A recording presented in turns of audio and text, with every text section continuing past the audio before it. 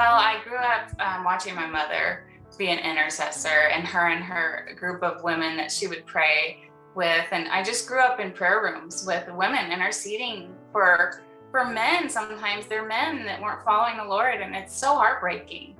But my daddy came to know the Lord when I was 7, and I watched my mother put prayer cloths on our mattress and pray scripture, and I partnered with her in that.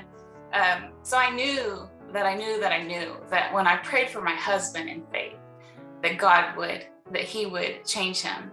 And it was just a pressing and a continuing, and even when it didn't seem like maybe, you look at other people and you're like, well, their spouse isn't following the Lord. Well, I knew that as I continued to pray, that God would change him. And I had books that I prayed over him. I had scripture that I would decree and pray over him.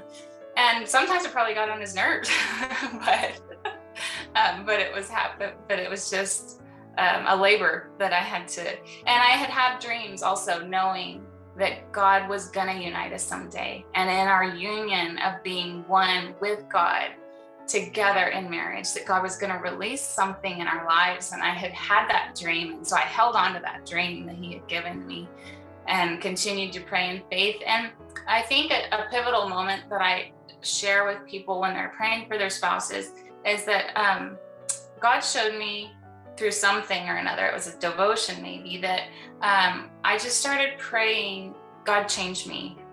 And so even when I was like praying in my mind thinking, well, God, I really want you to change him. But when God changed me, he would change.